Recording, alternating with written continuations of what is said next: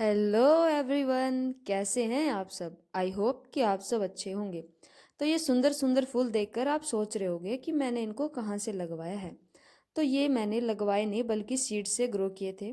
और आप लोगों को तो पता ही होगा कि मैं हमेशा मीशो से ही ऑर्डर करती हूँ सीड्स को। तो चलिए फिर अब की बार जो ऑर्डर किए थे सीड्स उनको लगाने का समय आ गया है। तो आप लोगों ने अगर ऑर्डर किए हैं तो आप लोग भी इस टाइम पे इनको लगा लीजिए, फरवरी के एंड तक या मार्च के स्टार्टिंग में इनको लगा लीजिए, ताकि आप लोगों को अच्छे से इनकी फ्लावरिंग आगे मिले।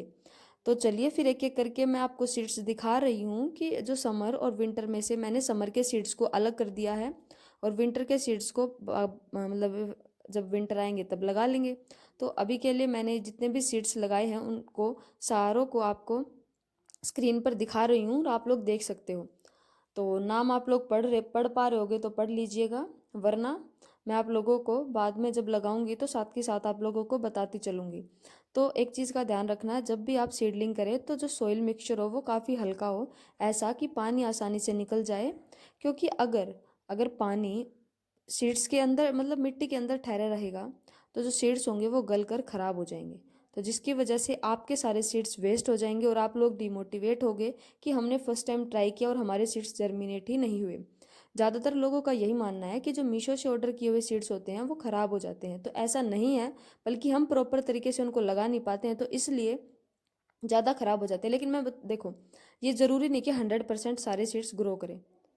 देखो मैंने पेपर कप्स का यूज किया है क्योंकि मेरे पास सीडलिंग ट्रे नहीं है। अगर आप लोगों के पास सीडलिंग ट्रे हो और कोकोपीट हो तो इससे बेस्ट तो कोई ऑप्शन होगा ही नहीं। लेकिन मेरे पास इन दोनों में से कोई भी चीज़ नहीं है, तो मैंने अपना सोइल मिक्सचर अलग तरीके से बिल्कुल हल्का प्रिपेयर कर लिया है। इसके अंदर सोइल है, मतलब मिट्टी है, नॉर्मल गार्डन सोइल है। इसके अलावा इसके अंदर मैंने खाद डाल दिया है और इसके अलावा इसके अंदर मैंने रेत डाला है, जिससे कि ये मतलब अच्छे से पानी इनमें निकल जाए। और जिस भी कंटेनर का आप यूज़ कर रहे हो जिसमें आपको सीडलिंग लगानी है उसके नीचे प्रॉपर आप लोगों को होल कर लेने हैं ताकि पानी अच्छे से बाहर निकल जाए।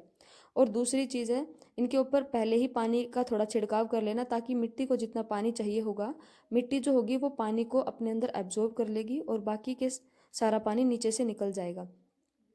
और जैसे ही इन सारे सीड्स सारी मिट्टी को गीला कर लो उसके बाद ही हम आगे का प्रोसेस शुरू करेंगे। और ज़्यादातर लोग, मैं बता रही थी, कि मानते हैं कि मीशो के सीड्स जो है ग्रो नहीं होते हैं। तो ऐसा नहीं है। मतलब मैं ये नहीं कह रही हूँ कि 100% इनका रिजल्ट मिलता है, लेकिन लगभग 60 से 70% सीड्स ऐसे होते हैं जो जर्मिनेट हो जाते हैं। तो बिल्कुल भी डिमोटिवेट ना हो, जितने सीड्स आपके पास आए हैं सारे ग्रो करके देखिए, जितने होंगे तो उनसे जो फ्लावरिंग होती है तो काफ़ी खुशी मिलेगी। और इतने महंगे सीड्स नहीं हैं। अब अगर आप छोटी छोटी पौध भी लेके आओगे तो वो भी काफ़ी महंगी पड़ जाएगी आप लोगों को। तो इसलिए कह रही हूँ कि एक बार ट्राई कर लीजिए, कुछ नहीं जाएगा।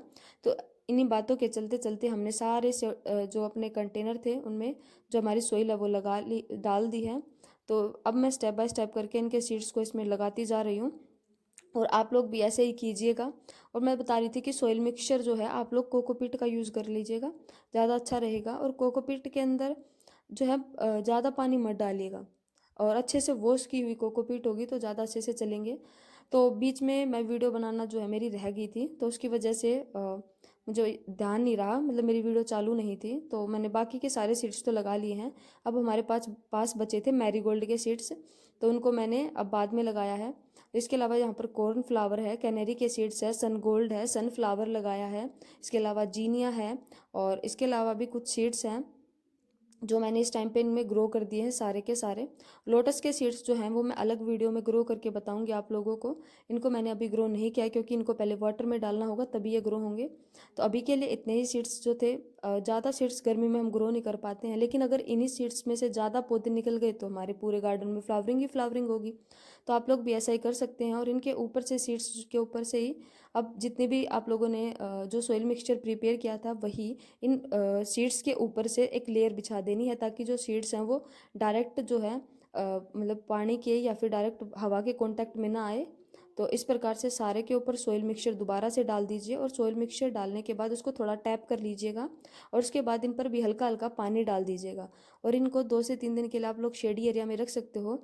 और उसके बाद आप लोग इनको ऐसी प्लेस पर रखना जहाँ पर इनडायरेक्ट सनलाइट इन सीड्स के ऊपर पड़ती रहे, क्योंकि अगर आप लोग इनको सनलाइट अभी नहीं दिखाओगे शुरू से ही तो जो ये सीड्स होंगे वो लैगी हो जाएंगे और धीरे धीरे ना एकदम से लंबे होकर अपने आप ही ख़राब होना शुरू हो जाएंगे, और उसके बाद फिर आप लोगों को बुरा लगेगा। तो इसीलिए पहले से इनको सनलाइट के डायरेक्ट कॉन्टैक्ट में, मतलब डायरेक्ट तो मत रखो लेकिन इनको कॉन्टैक्ट में रखो, और जैसे ये थोड़े थोड़े ट्रू लीव्स निकालनी शुरू कर देंगे उसके बाद हम इनको डायरेक्ट सनलाइट में रख देंगे, जिससे कि ये लोग, मतलब ये सीड्स जो होंगे वो ख़राब नहीं होंगे और अच्छे से चल जाएंगे।